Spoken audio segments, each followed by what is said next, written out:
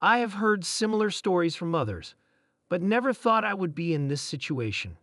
My name is Jack, and I turned 29 years old in June, just before this happened. About 3 months ago, my wife Emma and I moved into an apartment that we took out a mortgage on. We managed the down payment because I was working tirelessly, coming home late at night and falling asleep until morning.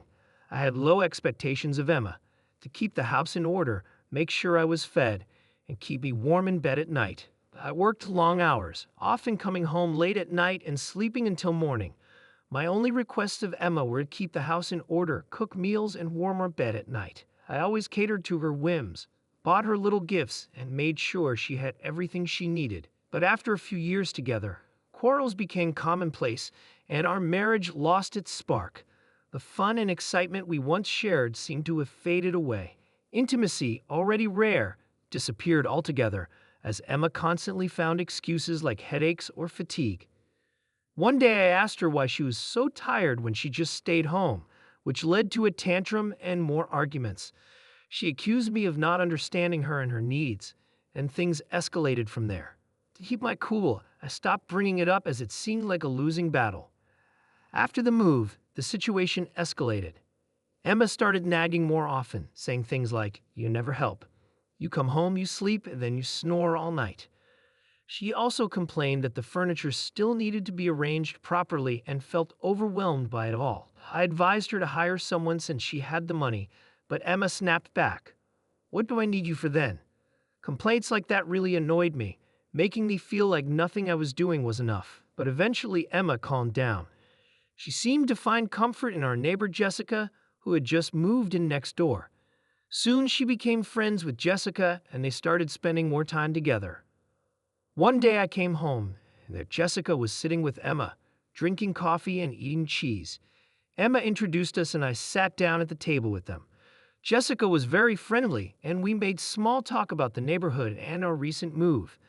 Then Emma said, "Jack, Jessica needs to hang a curtain rod, and she doesn't have a drill or a husband to help.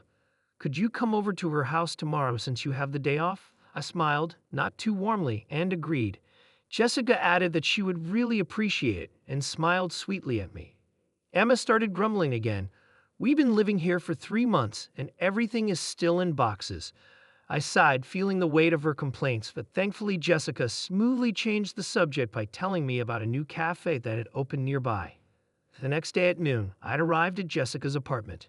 She opened the door and saying, "Jack, come on in," and invited me inside. Jessica was dressed in short shorts and a tank top. Her casual yet revealing outfit caught my eye, but I didn't comment on her appearance. I scrutinized her figure, noting how confident she looked. She led me into the bedroom and pointed to the window where she wanted to hang the curtain rod. The bedroom was tidy, the light streaming in through the window, giving the room a cozy feel. I got the job done quickly, and then Jessica asked me to help her hang the curtains. She mentioned that she wasn't tall enough to reach the top, and I didn't refuse. Once I hung the curtains, Jessica pulled them to see if they were securely fastened. Then she turned to me, and the expression on her face suddenly changed. She stepped closer, and before I could react, she wrapped her arms around me and kissed me. I was confused at first, thoughts of Emma and the consequences running through my mind. But Jessica's kiss was passionate, and her warmth drew me in. I hesitated for a moment, but then I hugged her back, and we ended up doing exactly what you might be thinking. The thrill, mystery, and spontaneity of the moment made it impossible for us to resist. Afterward, we sat together for a while, catching our breath.